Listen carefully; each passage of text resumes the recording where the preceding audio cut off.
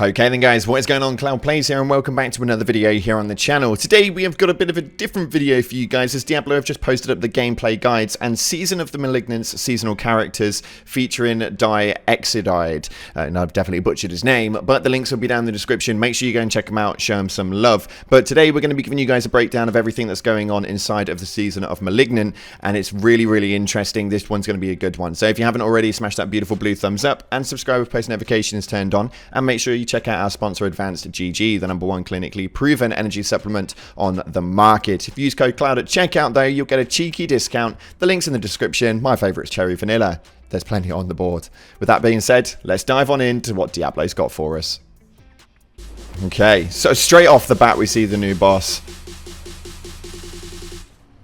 Whoa, that's cool. To another episode of our Game Guide series. This time we'll be talking about seasons, and this topic hits a bit close to home for me, as you'll see later. But I'm excited to be able to discuss this topic with you all today. So, what are seasons? Okay. It's basically an update mode on top of the base game that brings about new and exciting ways to play the game. Seasons will last for approximately 3 months.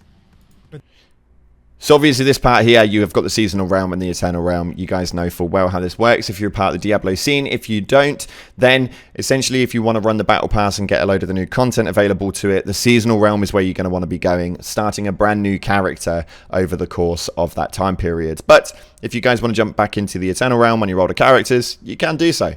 It's quite easy to understand, really. For those unfamiliar with the way action RPGs typically do seasons, think of it like new content based around a theme similar to expansions, but on a smaller scale that sticks around for... Wow. That is dark. That is dark. ...to expansions, but on a smaller scale that sticks she around looks cool. for a few months. She looks dangerous. After a season ends, a new season starts after a short break to replace the previous one, creating long-term... Okay, new vendor. This is the Diablo 4 season of the Malignant, begins on July 20th. And you're going to want to make sure you complete the campaign with at least one character before Season of the Malignant. All of this carries over. Then you can create a new character on the seasonal realm and skip the campaign to access the new quest line and more.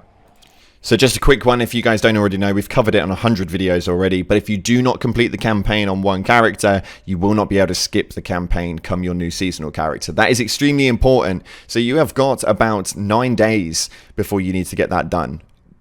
Get going, boys. Get going. I'll talk more about that in a minute. Here are a few things you can expect to see in seasons. Seasonal quest lines. These are storylines separate from the campaign. Okay. That guide... Okay, so these are the new seasonal quest lines, and you get chapter rewards. Obviously, you move through the chapters as we go in. You can see at the top, there is quite a few of them by the looks of things. This will be quite interesting to see how this one works, but just taking a look at these, there is a lot of collecting shattered prisms from killing world bosses or treasure goblins. This one's an interesting one. Buying items from the purveyor of curiosities, that's quite an easy one, and we've got to conquer strongholds. So this again it's all just general playing. You should be able to just play through the game on a normal basis and be able to get most of this done. Unlock aspects in the Codex of Power through completing dungeons. Now I don't actually know if they reset. If the main aspects do reset on a new seasonal character, then you are obviously going to have to go through and get all of those again, which I would presume that they would, but at the same breath we'll have to wait and see how that one works. I'm not too savvy when it comes to this sort of stuff and will not lie to you. Separate from the campaign that guides you through the new seasonal theme, introducing new characters and quests as you are adventuring. New quest from level 1. Introduces new gameplay mechanics that go beyond just that will change the way that you approach your builds. Much like the season journey from Diablo 3, Diablo 4 brings back the season journey where you can complete a variety of objectives as you progress. Okay. Into different chapters to earn rewards, which can help the leveling process or further boost your character. You can even earn new aspects separate from the ones you'd find in the Codex of Power that can spice up your builds, as well as earn favor, which is used to progress your seasonal battle.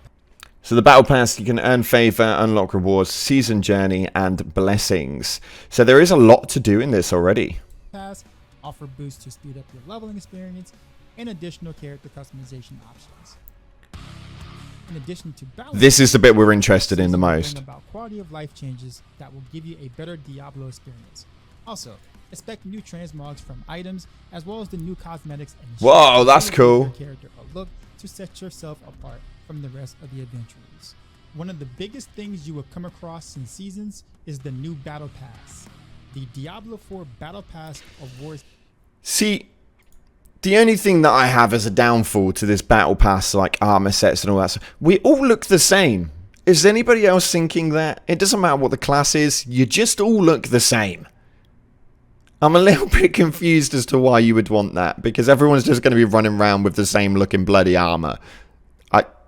Let me know in the comment section. Do you agree with that or what? I don't. At least alter it per class, for God's sake.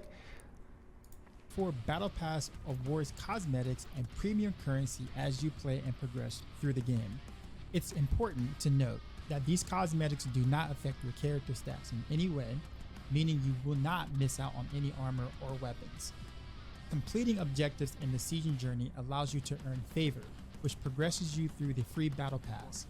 Okay. As you progress, you collect smoldering ashes, which can be used to boost the rate at which you gain experience.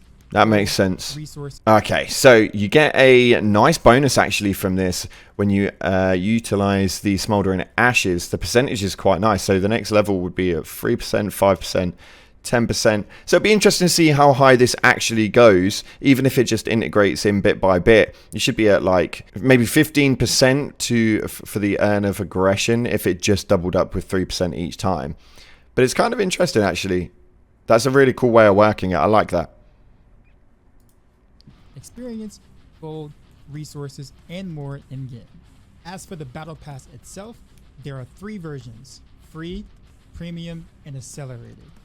The free version has 27 tiers and rewards players with cosmetic items and smoldering ashes. Okay. A resource that can be spent on experience, gold boosts, and other bonuses for your seasonal character. Yeah, we know that. These boosts come with level requirements and are only available from the free Battle Pass. The Premium Battle Pass has 63 more tiers, which reward you with cosmetic unique to that season and platinum currency that can be spent at the game shop. Okay. The Accelerated Pass is the same, but allows you to skip for 20 tiers and comes with the special That's a cosmetic. lot. While the Accelerated Battle Pass allows for tier skips, you still have to meet the required character level to access Smoldering Ashes for bonuses towards your seasonal character. Right, In okay. short, you cannot simply pay for boost. That's not a bad thing. These seasonal offerings are great and do a good job of spicing up the base game. But to partake in the full experience of each season, you'll need to create a seasonal character. Yeah, we've Some covered that players bit new already. to action RPGs and Diablo may be asking, why do I have to make a new character?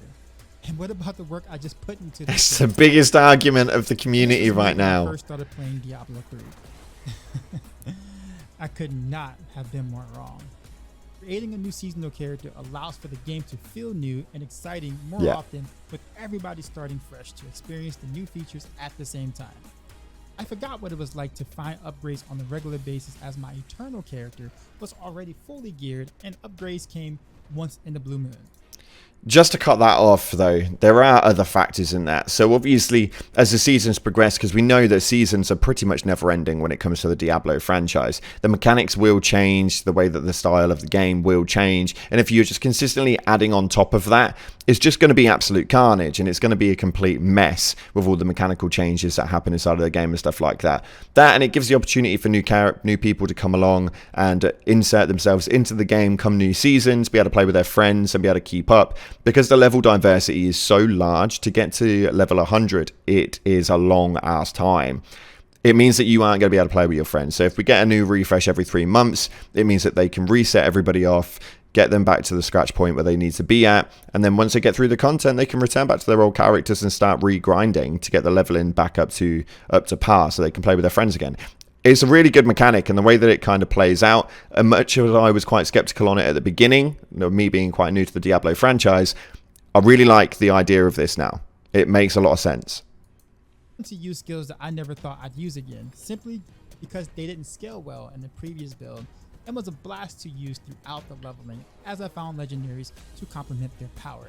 Additionally, it'll be easier to level and acquire loot this time around, because now you have the experience that you did not have before when you were first leveling Fair. up, in addition to the boost provided through Smoldering Ashes and the new powers you will unlock. Map discovery and altars will not need to be collected again if you've already done so. This is as easy as it gets when it comes to starting a new character or a seasonal journey. That's quite huge as well. Make sure that you guys are doing that. You've got another 9 days, give or take. At least another 7 before the update goes on the 18th. But essentially what that does mean is you unlock as much of the map as you can and get as many altars of Lilith as you can on the 18th. Make sure you log in to the character that has got the furthest way through it, and it will progress across all of your accounts. So that is huge. If you haven't done that already, I really recommend doing that. About my Eternal character. Any characters you've created will never be lost. Each character you've created, including your current characters, will always be playable in the Eternal Realm after a season ends. Yeah. You can play at any time you please, you just won't be able to interact with the seasonal content. Eternal Realm characters will still benefit from all the game's balance changes and quality of life updates, just like the seasonal characters. And this concludes this episode. That is cool. Series. This is the new boss. And I'll see you in Sanctuary in the upcoming season. Wow, that looks cool. That looked cool. So there's actually a lot that they went over in this. Not a lot of stuff that we didn't really know, but some of it is nice to watch, to say the least.